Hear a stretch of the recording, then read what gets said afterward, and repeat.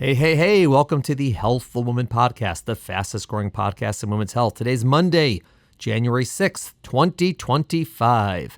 I hope you are all having a great start to your new year. Today, we are redropping one of my all-time very favorite Healthful Woman podcasts. This podcast was originally dropped in July 2020, just a few months after the podcast started, and my guest was Shira Billet. Here is what I said in my intro to this podcast in 2020.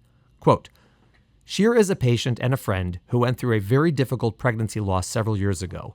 In the years since then, she has spoken publicly on pregnancy loss and counsels women and families who are going through or have gone through pregnancy loss.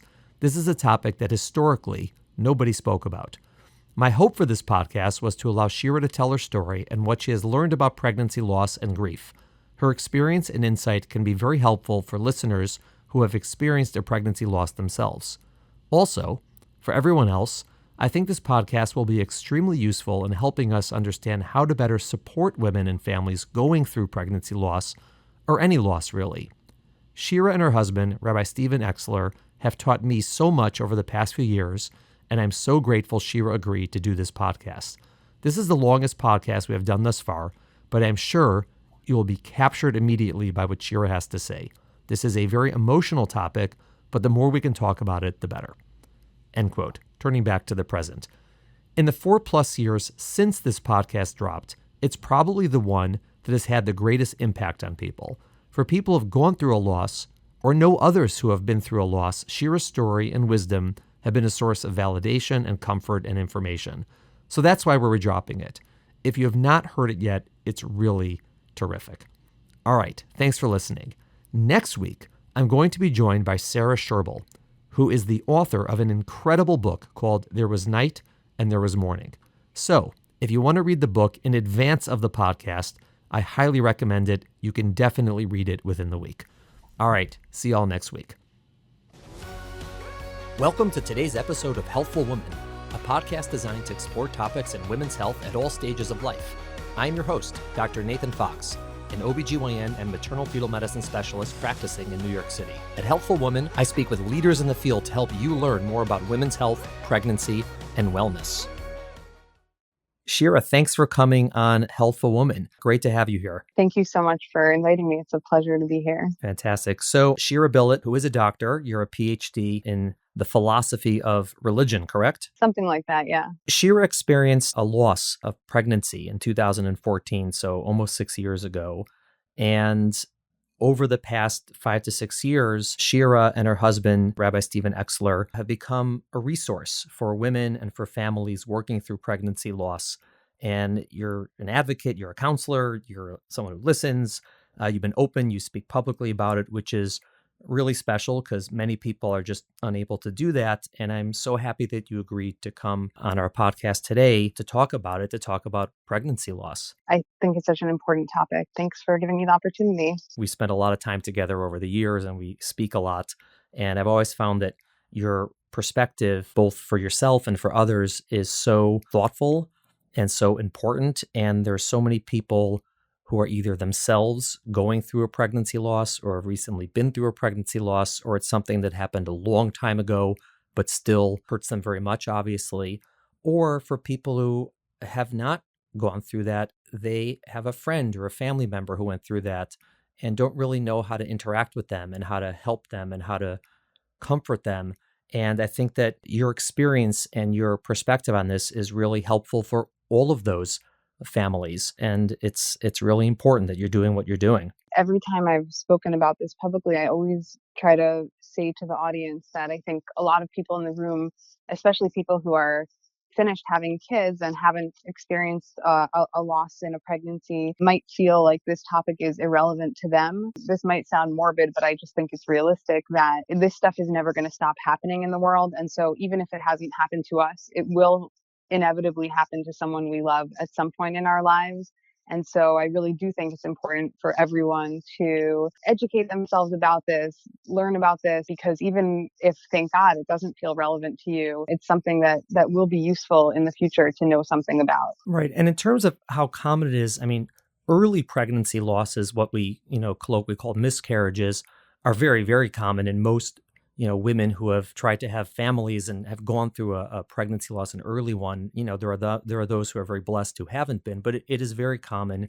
But as you get later in pregnancy and more advanced in pregnancy, those become less common, but they're not so uncommon. As you said, everyone either knows someone who's gone through this or knows someone who's gone through this. It's not as far away as you might think. And a lot of people don't talk about it, either their own experiences or others. Have you found that other women are willing to discuss it with others or publicly as you are? One of the things that I've learned in both from my own story, which I think we will talk about a little bit later, and from speaking now to so many women and couples who've had pregnancy losses, and particularly at later stages, is often when they find me, is that every story is so different and every person is so different and every person's reaction is so different.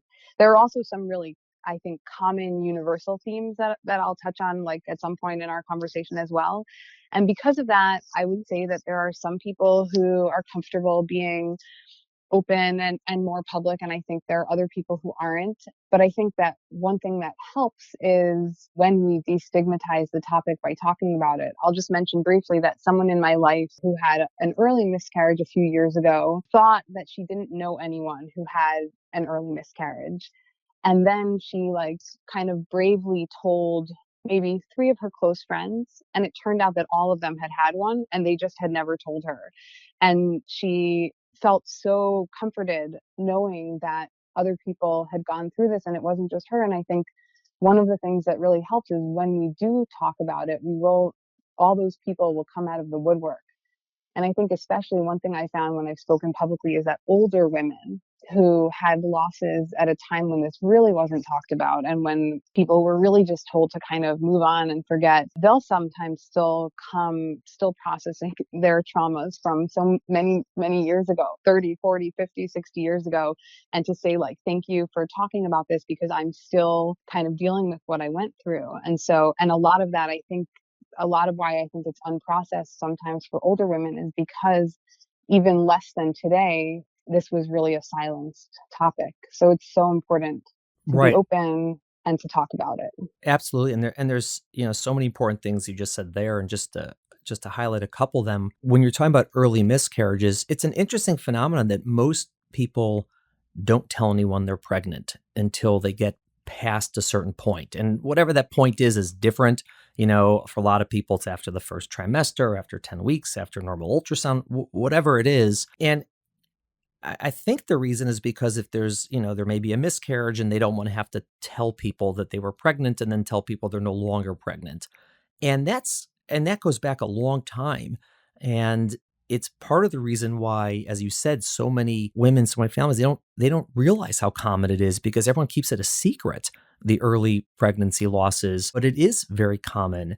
And the other thing is you're mentioning how it is a real trauma to have a pregnancy loss, particularly when they're later in pregnancy. Obviously, it can be very traumatic early in pregnancy too.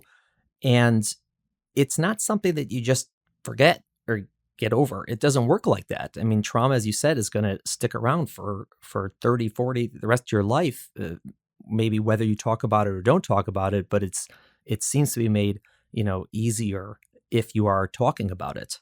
Yeah, absolutely. I do think that trauma is a key piece of this. I think obviously depending on the person, it can be traumatic at any stage, but I certainly think that at the later stages it really is. And I think though that people who are able to kind of process their trauma in healthy ways will find that even though you never forget, and that's one of the things I do want to talk about today more is how you really never forget. But I think though that there's different kinds of kind of eternal memory. I think there are kinds that are continually re-traumatizing us or unprocessed pain.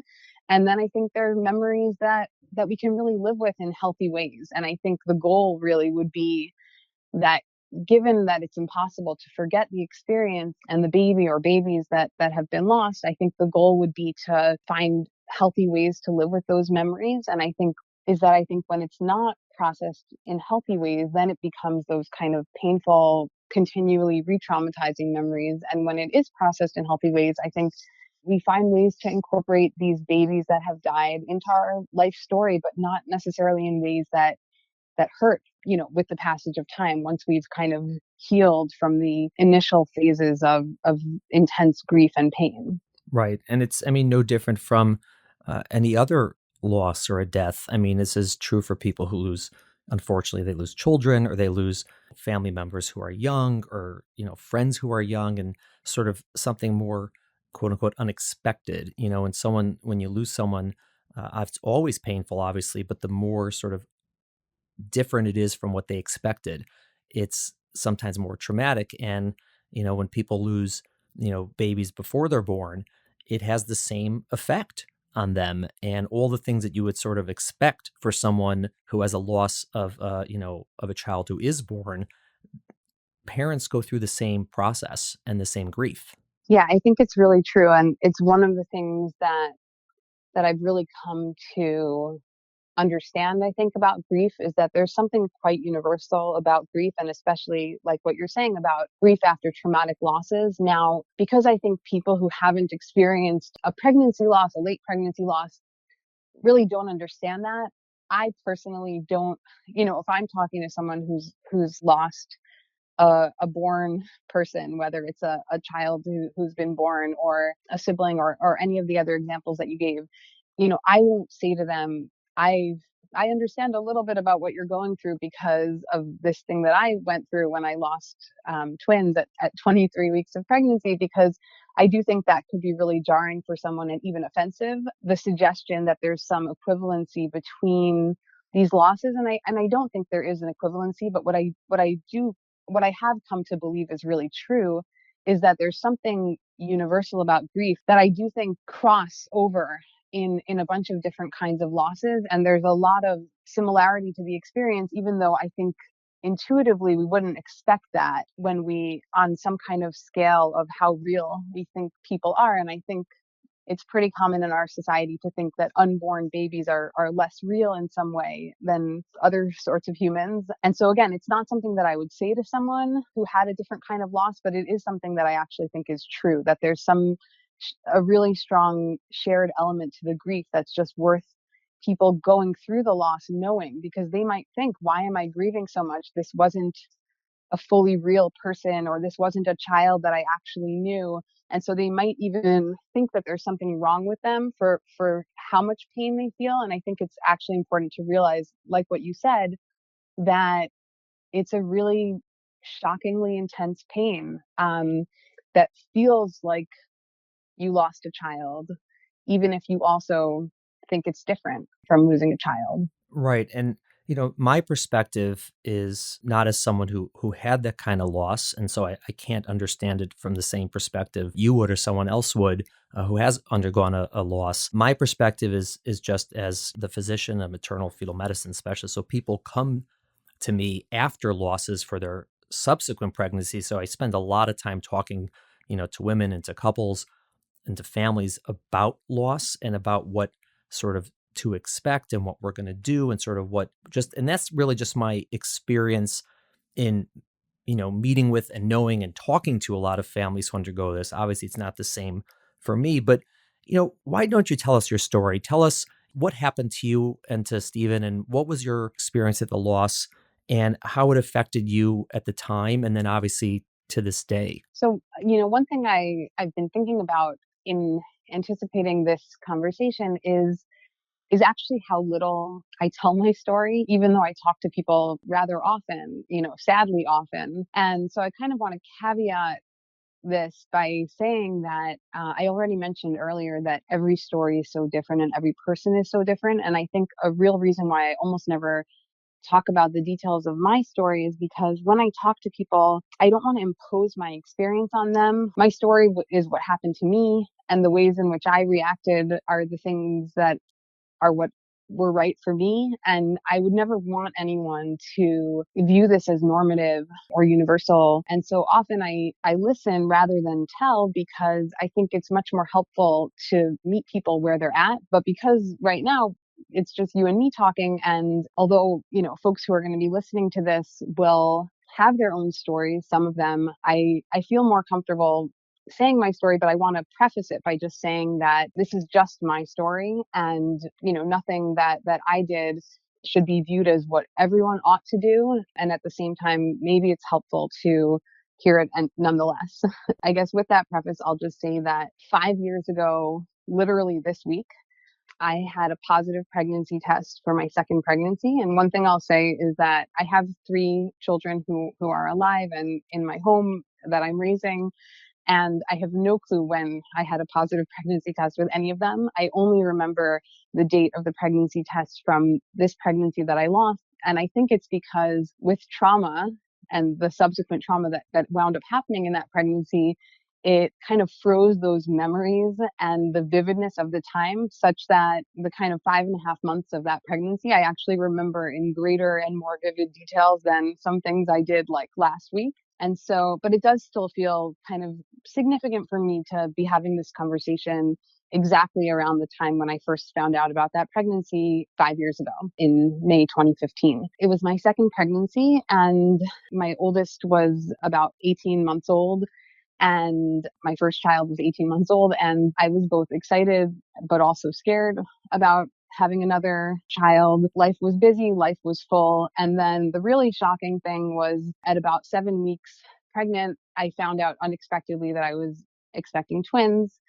This is what actually ultimately led me to your practice. I was seeing a midwife at the time, and then I kind of realized that that practice was pretty much in over their heads once we realized that the twins were identical and shared a placenta. And so someone had recommended your name actually, and I switched over to your practice. It was a really happy time in my life, I guess I would say. From the initial intense fear of being pregnant with twins, when I was nervous about even having one more child at the time, came this excitement and a feeling of being really lucky. They were identical twin girls, and there was this feeling of just how special that was. And my husband and I felt very blessed. And I remember that summer we had a farm share, and we used to get eggs. And for whatever reason, just that summer, the eggs always had two yolks in them.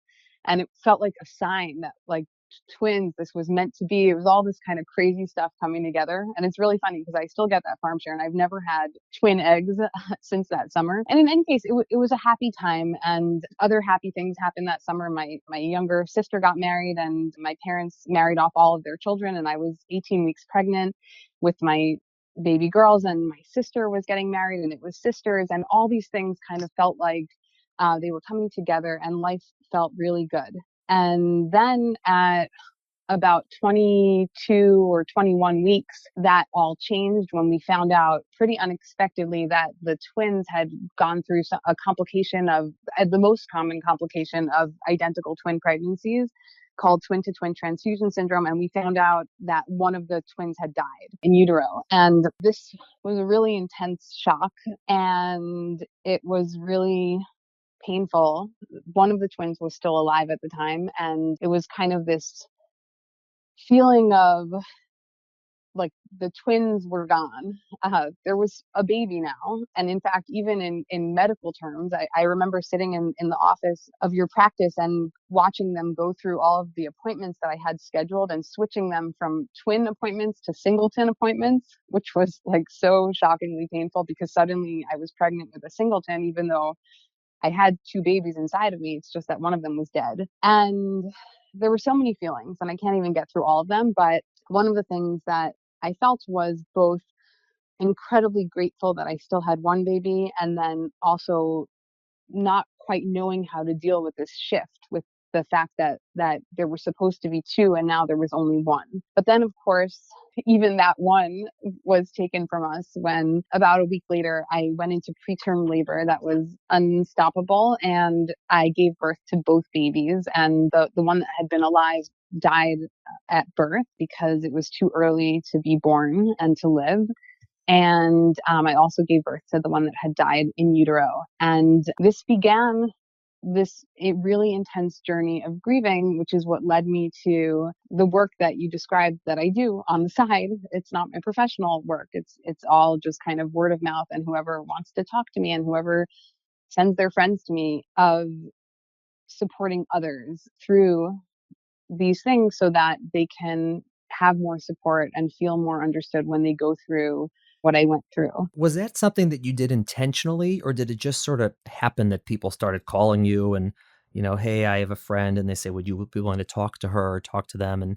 Or did you sort of seek out those opportunities? So I think it was a combination of both. Only just about 3 months after our twins died, a couple that my husband knew, that my husband had gone to school with the husband in the couple, they reached out to my husband saying that they were expecting identical twin boys who shared a placenta that had just been diagnosed with twin to twin transfusion syndrome. And they were scared and they didn't know who to turn to. And because they had heard through the grapevine about our story, they called us and we supported them. And I'll confess that it was extremely painful actually at the time because their babies were still alive. And it was kind of like helping someone else have their babies live when my babies had been taken from me. And it was sharing all the knowledge that I had gained that I wished I had known at the time before our loss. And at the same time, it felt like absolutely the right thing to do. And it felt like something I was doing for my babies. And so what I'll say is the way that it began in my mind, the way that I thought about doing this work was because one of the things that I felt had been taken from me was the opportunity to be a mother to these babies because they were dead. And yet I had already dreamed about them and kind of planned to be their mother from before. And so the way it kind of worked in my mind was that if I could do something that would make the world better or help other people, and it was something that I wouldn't have done or couldn't have done if not for the fact that those babies had once lived inside of me and now died, then that felt like some kind of alternative version of being a mother. It's not like, changing diapers or feeding or, whatever mothers do for babies that live, but it felt like something like mothering. And with that framing, it really felt very meaningful to me to support others. And those people, by the way, I'll just mention that those people, it wound up being that their babies also died. So it shifted from helping them get the right medical care to supporting them through loss. And they, by the way, got the best medical care possible and still their babies died, which was also an important lesson for me because we had kind of missed the opportunity to know what was happening to our babies before it was too late, and they didn't. It showed me an example of just how precarious these things can be, even when you do have the best knowledge and treatment. But that's a different story for another time. And so yeah, once I kind of framed it for myself as a kind of motherhood, it really felt like a calling. And and then different sorts of opportunities arose in different kinds of ways. And as much as I helped others, it helped me heal to do that work also. Right. So it was somewhat, partially therapeutic in the same time that you're helping others. It's helping yourself go through loss. Oh, it was absolutely therapeutic. And people would always thank me for the time and for, the effort. And I was always honest with them that it also helped me. So, it was very mutual. Right. And also at the same time, you develop, I'm sure, very strong bonds between people. Because, I mean, this type of shared experience, even though, as you said, each story is unique and different, but this concept of this, intense grief around pregnancy and to have that and to share that with another, person or another couple is probably something that they'll never forget. And I imagine you're in touch with a lot of these people well beyond the initial loss. Yes, absolutely. I mean, I have times of year that I try to go through my proverbial Rolodex of people that over the years I've spoken to, and Mother's Day, which just passed this year, is one example of a time when I try to reach out to as many people as I can remember that I've connected to just tell them that I'm, remembering their baby that died on Mother's Day. And for different people, there are other times of year that I know are connected for them, whether it's the season of when the loss happened or holidays or other sorts of moments of the year. So absolutely, I try my best to remember and reach out. And it is a bond and a connection that doesn't go away. And even though many of those people I'm no longer in active touch with, often in the beginning, I'm regularly in touch with them and they're regularly in touch with me. And as lives move on, we're not in active touch, but it's always special to reconnect at those moments and for them to feel like their baby is remembered and for me in turn to know that they remember my babies. Absolutely. And do you think that, you're sort of part of you being drawn to this?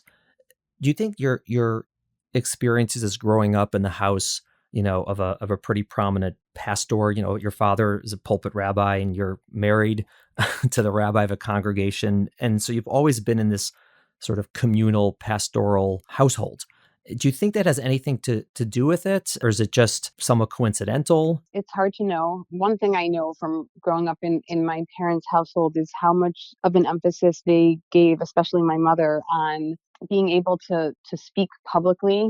For me and my siblings, from time to time in our lives, there were moments when we were called on to speak publicly, and my mother practiced with us and made sure that we looked up from the page and spoke with enunciation and things like that. And so I think I certainly attribute my ability to speak publicly about things even when it feels hard, which is part of what this has been for me to growing up in my household. And certainly I think that in my role now and in my parents' role when I was growing up, supporting people through pain is a big part of it. I can't say that it's only because of that, meaning there are certainly other people who do this who weren't raised in the households of pastors or rabbis, etc. And so I'm sure it's a piece of it and also calling in its own right that different people find.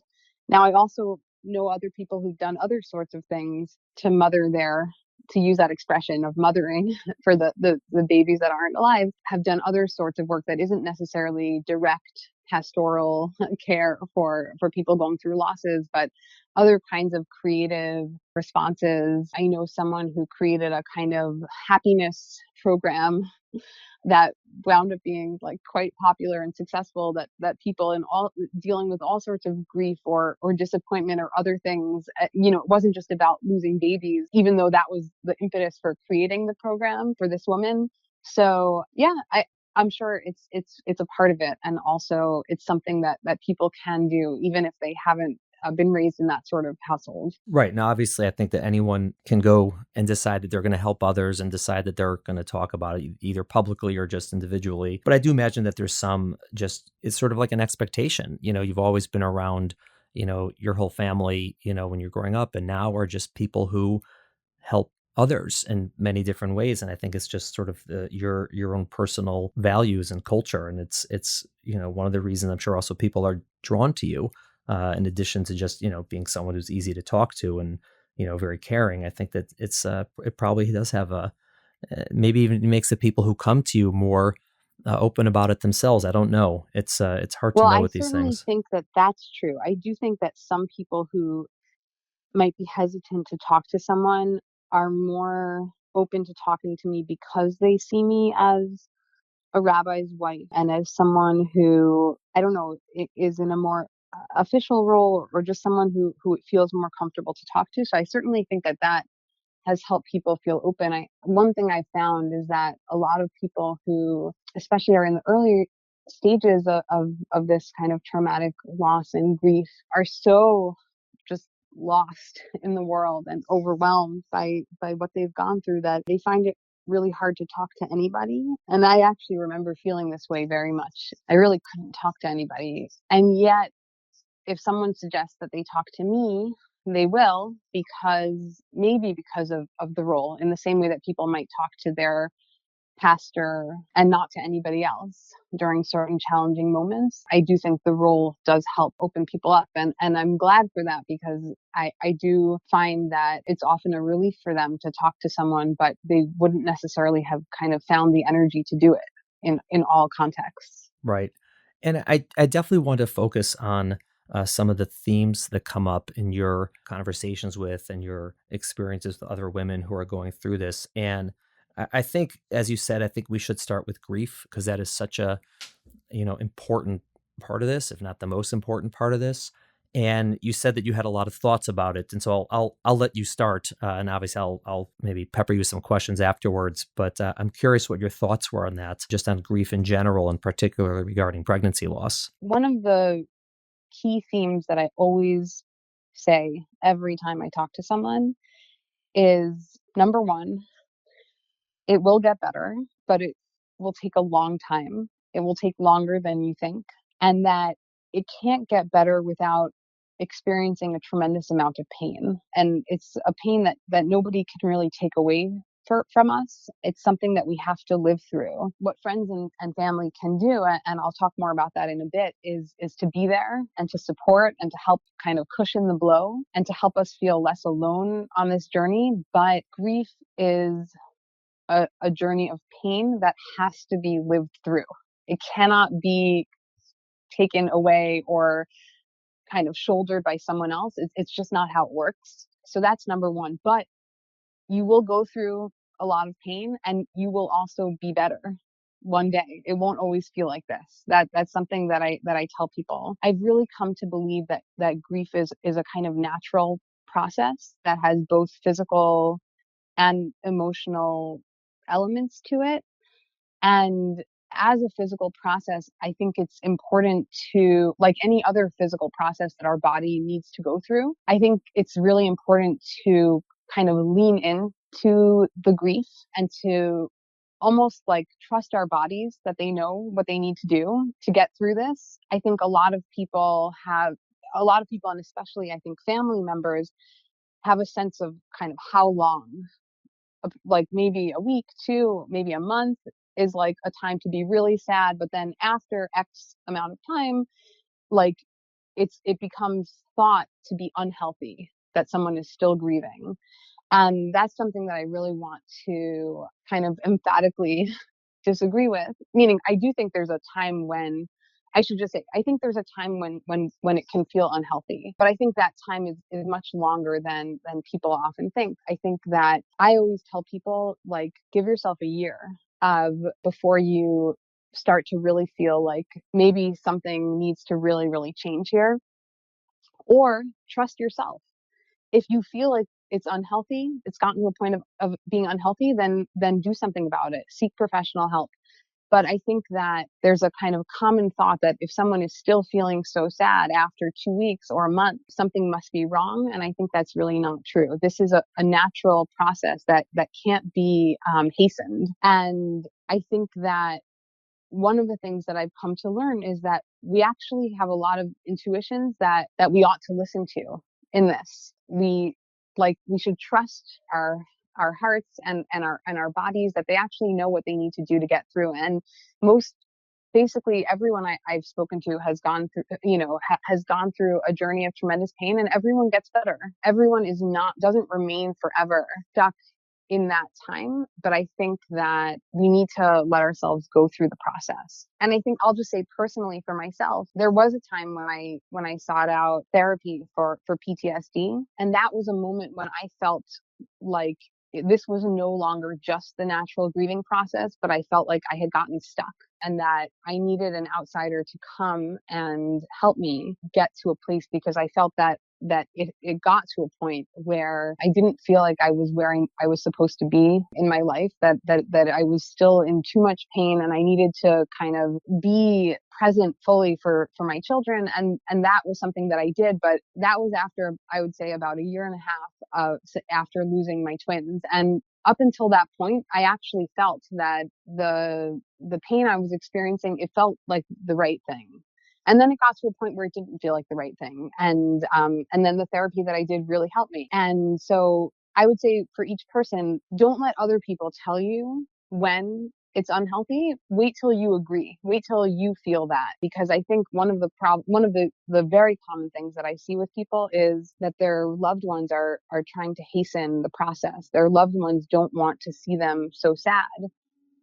And so they push, to heal quicker. And I just think it doesn't work that way. Let me just emphasize here that I'm not giving medical advice, meaning I think it's great. Some people already have a therapist that they've already been seeing in their lives, and then they continue with therapy to work through the loss. Other people start seeing a therapist immediately, and that's great. And it's not, what I'm saying is not really about the timing of when you might seek outside help.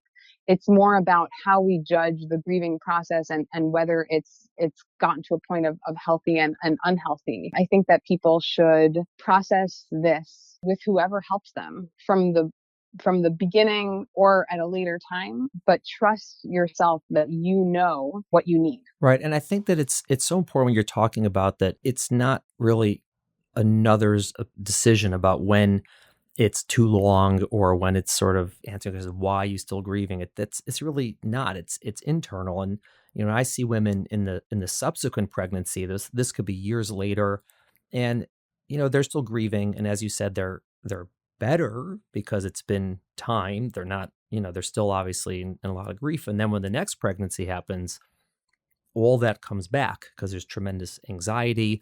There's aspects, like you said, PTSD, because the next pregnancy is so hard on them. And when we talk about that, I tell them, I say, like, it's okay to feel these things. Like, you're supposed to feel these things. This is normal. And I say, if something, someone were walking through Central Park at night and they got attacked, and then, it's a horrible thing. They're in the hospital and it's awful. A month later, if they're walking through Central Park at night and it's dark, they're going to be physically ill. Their heart's going to be racing. They're going to throw up. They're going to feel awful. And I said, that's what's happening with your next pregnancy. So you don't have to, feel bad that you feel so anxious and worried. And you certainly don't have to explain yourself or justify it to others. I said, this is what you're supposed to be feeling. Will help you get through it. But don't feel like there's something wrong with you because you're having that. This is something right with you. This is the normal human response to a trauma. And you should be feeling this as you go through the next pregnancy. And I think when we stop, we as doctors or family members, whoever, stop trying to tell people it'll be okay, feel well. Like, yeah, we should reassure, but at the same time, you have to validate that what they're feeling is real and is supposed to be there. Exactly. I think that's exactly the point, is that it's supposed to be. I sometimes say to people, given this situation that isn't supposed to have happened, the way you're feeling now is exactly what you're supposed to be feeling. And so it feels like it's not a normal situation, but given that, this is exactly the normal thing. And I do think that's so important. And I remember reading a piece kind of early on where the theme of the piece was the only way out is through. And it's just really true.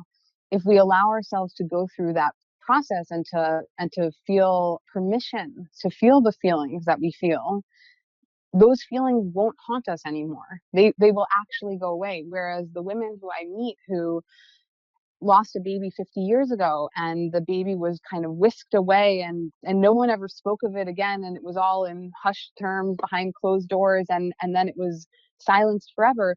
Those are the women who were never allowed to feel their pain, because they're to really feel it, because there was no social permission, and then they still are stuck in it now. Whereas I think the people who go through this intense process of really leaning into the grief in the first year, or however long, longer, shorter, for it's different for each person, then those people actually get healthy afterwards. And that's kind of the amazing part of it, is that if we allow it to happen in the way that it should, it actually doesn't haunt us forever. Yeah, I mean, it's two things you said which struck me is the first is about that sort of that line between when the grief is sort of normal to when you feel that this is something that's not right and maybe you should seek help. There is, I'm not a mental health professional, like I'm not a psychologist, psychiatrist, whoever. I obviously see a lot of people with mental health diagnoses or concerns. There are lines that people pass in their grief where it becomes unhealthy for them. Things like they can't eat anymore, they can't sleep anymore, they can't function. And they're really suffering physically. And okay, and at those points, it's probably wise to make sure that there's nothing really unhealthy going on. But that's for most people, it's not clinical depression, it's grief. People who are Exactly. sad, right? If you're sad over a loss, you're not you maybe have the symptom of depression, or you may feel depression, but you don't have the diagnosis of depression, right? It's a different situation. And the same is true like anxiety. You can be anxious over something and not have an anxiety disorder. You're anxious like over something that's real. And so it's not always, it's not really necessarily the symptoms, it's sort of how the other functions are going. And in terms of the grief, when unfortunately I've as you know, I've had to deliver babies that we knew before, had passed, and that whole experience is horrible, obviously. And after the baby is born, the mother has a choice of whether she would like to, see the baby, hold the baby, spend time with the baby. And I would say most women do, and we typically encourage them to, for the reasons you said, that it does give women it helps them through the grieving process potentially. And a lot of people who don't, see the baby or hold the baby come to regret it later. And, in those circumstances, we do take photos, and there's, keepsake that the hospital just keeps, pretty much indefinitely in case someone comes back and asks. But for women who say they don't, it's just not, they're not ready, or they're not there to do that. It's hard. I mean, certainly we wouldn't push them to do it, to spend time with the baby, but it's hard to know if they are going to later regret that for sort of the reasons you said. It's a difficult situation, obviously, and to make those decisions is hard at the time. One of the really hard things that I've felt is that oftentimes when these sorts of late pregnancy losses happen, and then there's a birth of a baby that has either died in utero, or in my case, it was kind of a combination of a baby that died in utero and a preterm labor of a baby that couldn't survive past birth. And in either of those cases, oftentimes you didn't know that far in advance that this was going to happen. Oftentimes it's like just found out on an ultrasound that the baby died, and then suddenly you're either getting induced or to give birth, or if you've gone into kind of a sudden unexpected preterm labor and things like that.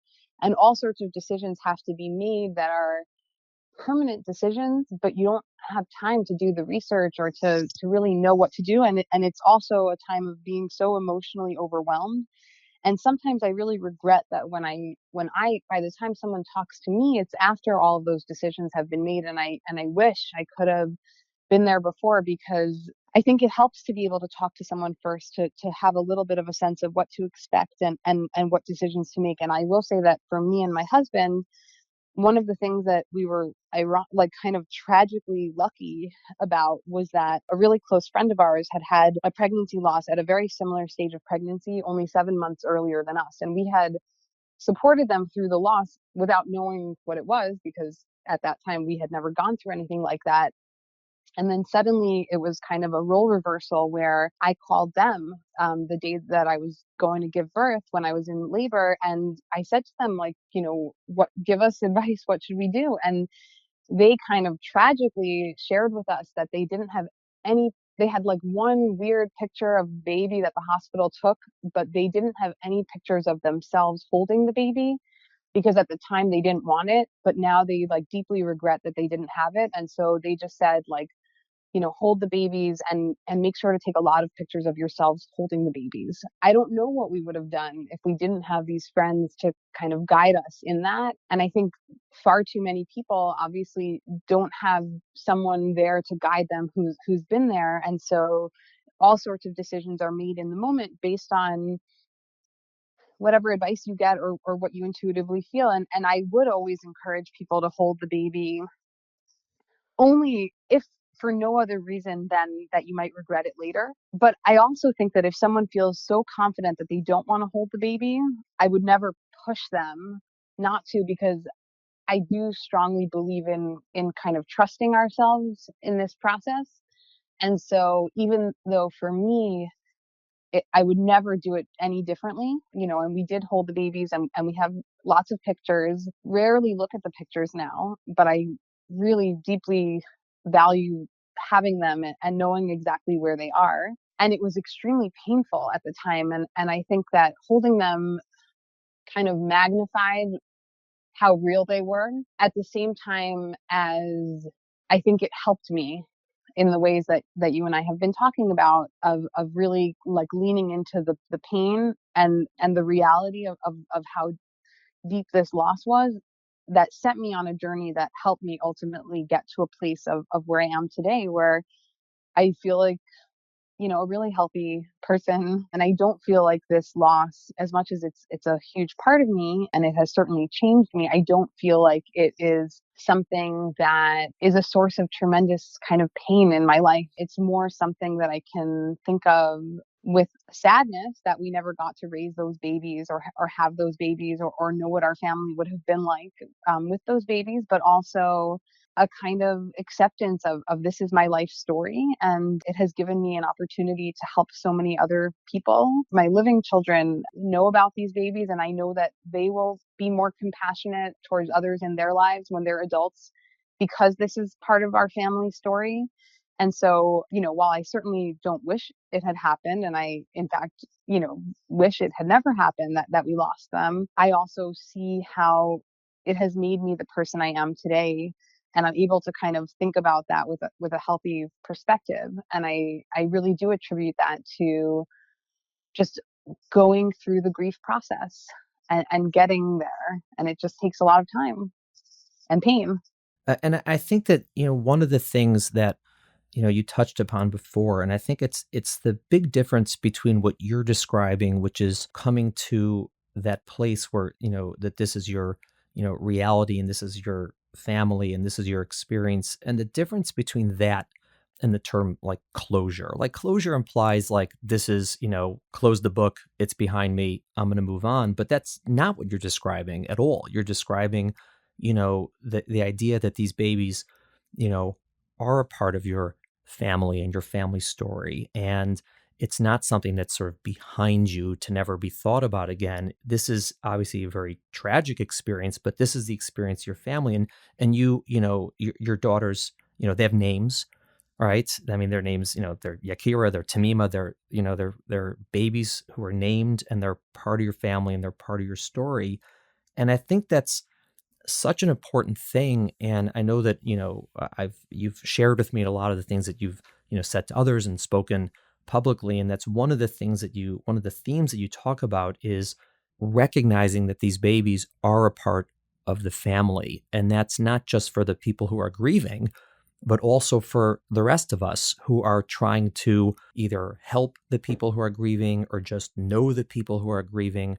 And this, shift from maybe how it was that these babies are forgotten and not spoken about and sort of, that they're in the past, and actually thinking about them as babies, like you said, and, thinking about people on Mother's Day or what the baby's, birthday was or what the due date would have been or whatever that date might be, as opposed to thinking about something that's gone and in the past. Yeah, I think that 100% true that closure isn't the right word, because babies that people have lost are always part of them. I think the right thing is to realize that and to acknowledge that and to help people find what I've kind of described as a healthy way to live with this as part of your story, not something that brings you down or makes you sad forever, but something that is just a part of your life, like so many things are part of our lives. And so I do think that acknowledging that you remember the baby or the babies to people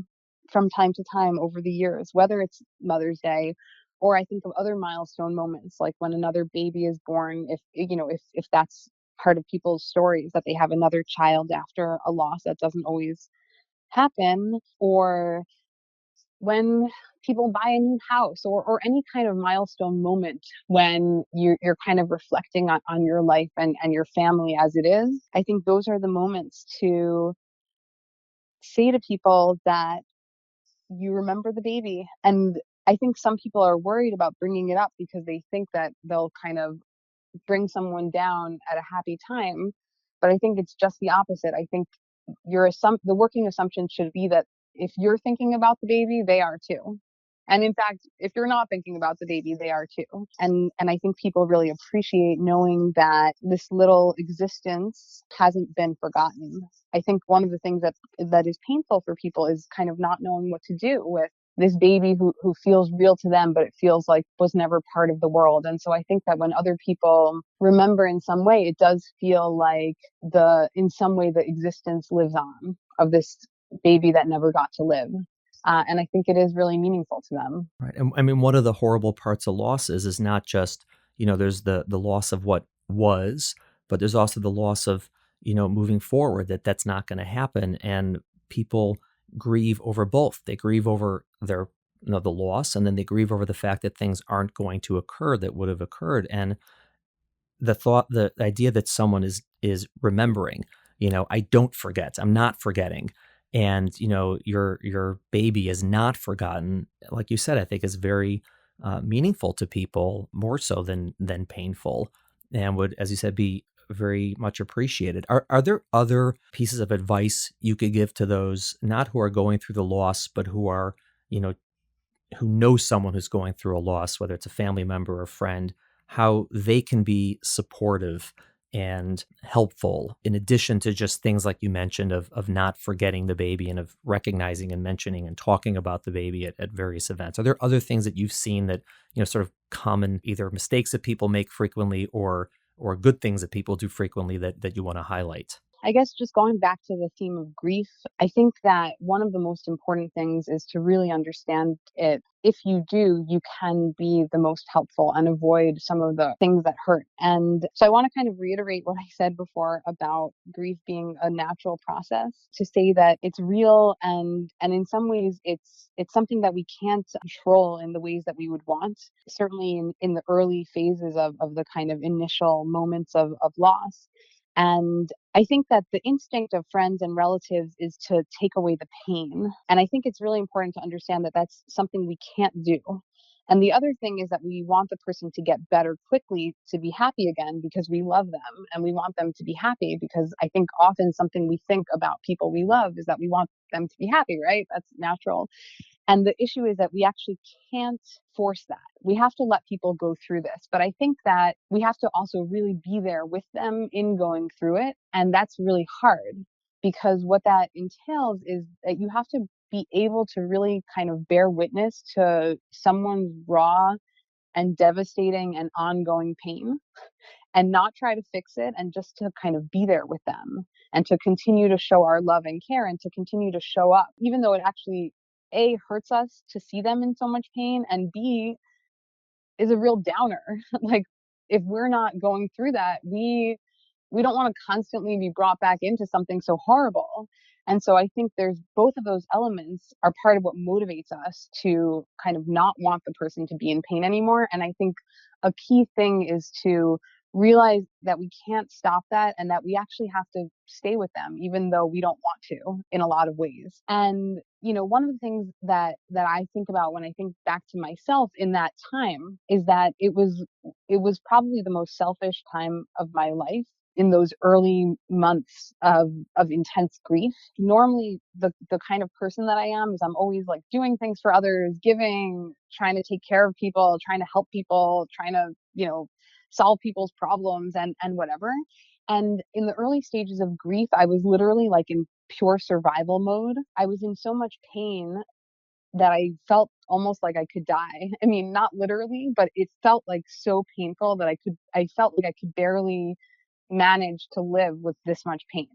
And what I really couldn't do when I was just trying to survive was like somehow make what I was going through better for other people. I couldn't make it them feel better when they were suffering by seeing me in so much pain. And I think that that was something that was really hard, was I think other people wanted me to kind of tell them that I was okay, or I was going to be okay, and I just couldn't take care of them because I just could barely take care of myself.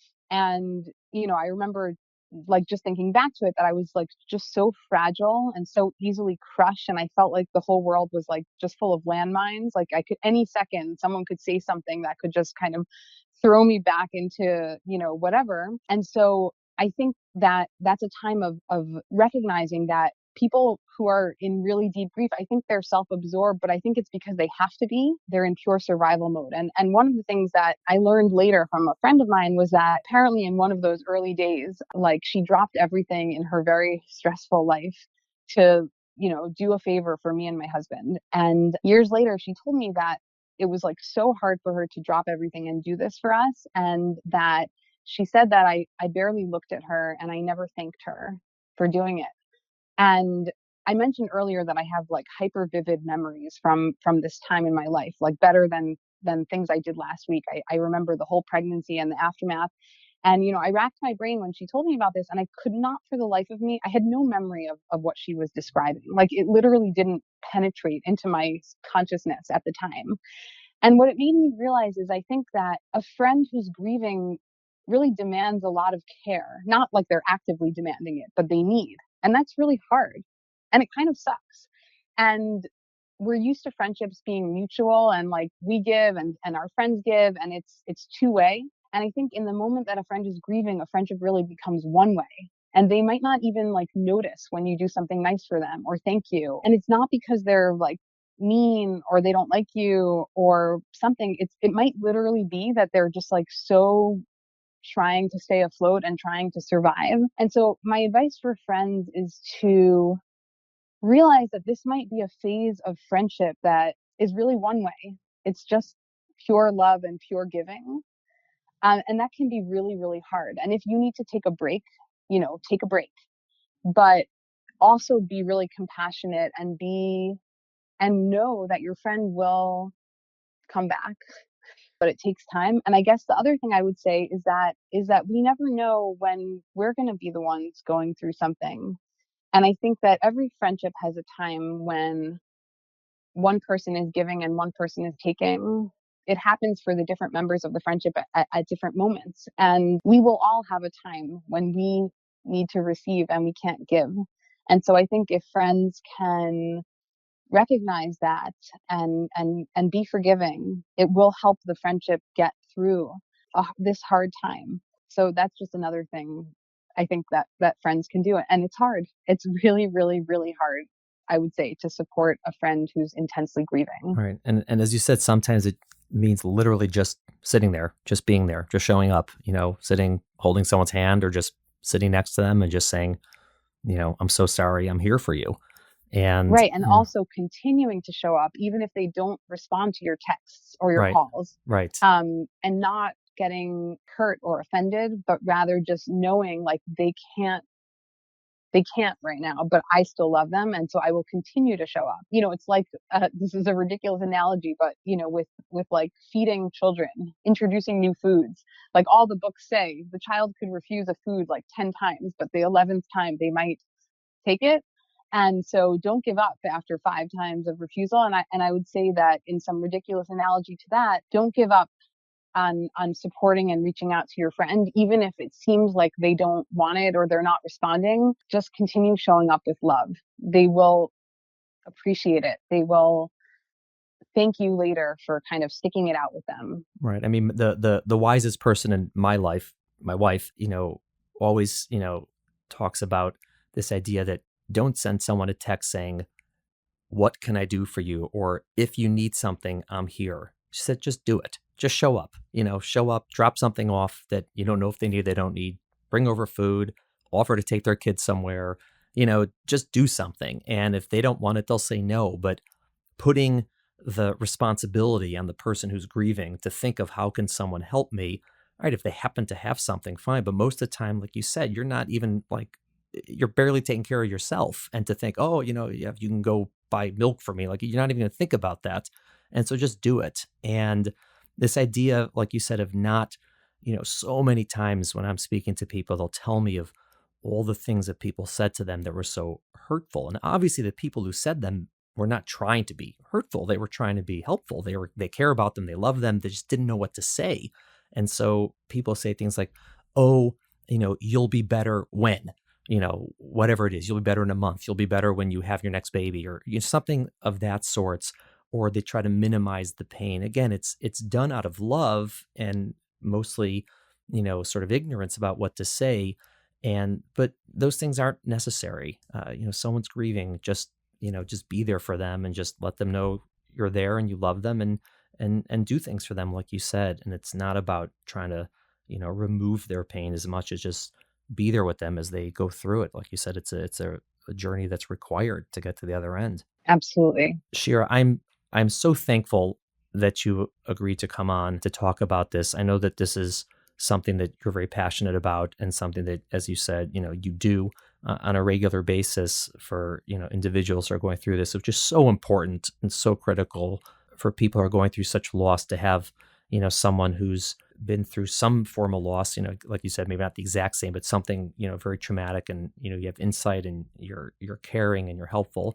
But also in this forum where you're talking to people who you don't know, you have no idea who's listening, and whether it's someone who themselves is going through a loss or went through a loss and maybe they're rethinking about it and their own grieving process, or all the people are fortunate enough to not have gone through a loss, but we all learn from your insights and your openness about how to help others who might be going through this. And it's so important because, as you said, this is not so rare.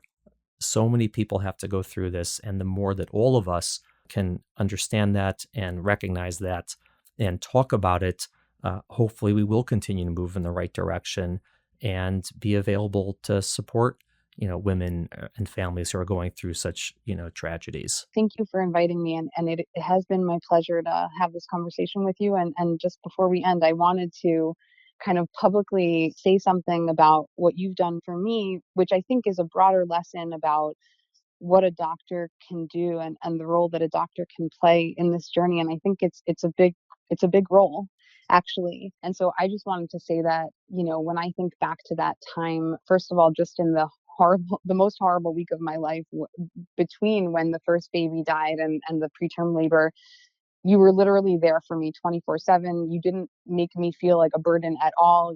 I think once I called you in the middle of the night and you answered my call, and you were compassionate. You listened to me, and you were honest with me. And one of the things I appreciate is that you kind of balanced between not promising me anything you couldn't deliver. Like, you couldn't promise me that this was going to be okay, or that the second baby was going to live, but you also allowed me to hope in ways that were reasonable, even if they weren't certain. And I really needed that balance between realism and hope. And I still remember that the morning after our babies were born, which they were born at midnight, you must have been on call the next morning, and you came in at 7 a.m. and you brought me and my husband coffee, which was such a nice gesture. And you called us a few days later just to check in.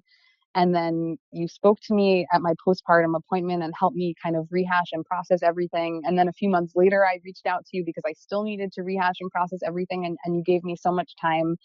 And over the years, I've sent you things that I've written on this topic, and you always read them. You write back, commenting with compassion and with interest. And you were my doctor in my 2 subsequent uncomplicated pregnancies. And as you described, you really understood my trauma and the ways in which being pregnant again was so terrifying for me. And the only way I was able to survive those pregnancies emotionally was because of your compassion. And I would say that, as much as I really do wish I had never gone through this experience, one of the gifts that my husband and I always feel came out of it was our friendship with you. So we're extremely grateful to you for all you've done for us. And we know that you've done that for infinitely many other people. And we just are always in awe of the work you do. I appreciate that very much. Thank you. And yes, it's this is not about me, obviously, but it's when we have people who, are patients of ours or friends of ours or both, and